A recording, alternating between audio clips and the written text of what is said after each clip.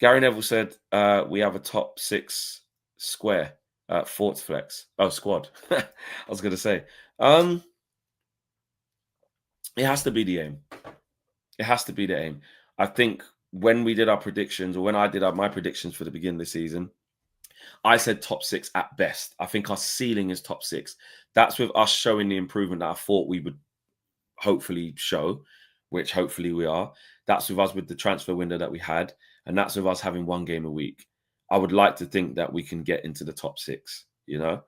I don't think that's unreasonable. Top 8, maybe. Okay, fairs. Slices of Sib says top 8. But I think if we can go on a little bit of a run and get confident, why can't we aim for top 6? I don't see that being a big problem. Aiming for that, you know. Of course, you've got Arsenal, City, Liverpool, so you know that you're assuming that they're going to be the top 3. You know, Bournemouth won't go away right now. Chelsea are going to be up there. Spurs are going to be up there. Newcastle United are going to get going. Aston Villa are on a good run of form now. They've won 5 and 5 in all comps, but all like the last 3 in the Prem. You know, Palace aren't going away, so there's some teams to cross under. I think we're competing in the top 6 with those teams I just mentioned: Chelsea, Spurs. By the time it's all said and done, I think Chelsea, Spurs, Newcastle, definitely Villa. So that's 4, and then you have to take Bournemouth seriously. I think they're going to have a really good season. Until we see some evidence of them dropping off, you've got to take them seriously and see them as a top 6 challenger. And Palace, they just keep finding a way. You never know with Brighton as well. They're a bit up and down, but they might not go away as well. They're a difficult team and they're up there. So, yeah, man, there's a lot of good teams in the Premier League, and Sunderland are gate crashing that party at the moment. We'll see how they get on.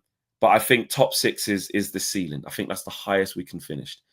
If we finished higher than that, I'd be stunned. I really would. I would be like, wow, I didn't see that coming. But even for top 6, look at the teams we've got to go against that I just mentioned. We have to be better than them teams to get in the top 6, or as good as, because say Chelsea get 4th and Spurs get 5th. We have to be better than Newcastle. We have to be better than Aston Villa. You've got to be better than Bournemouth.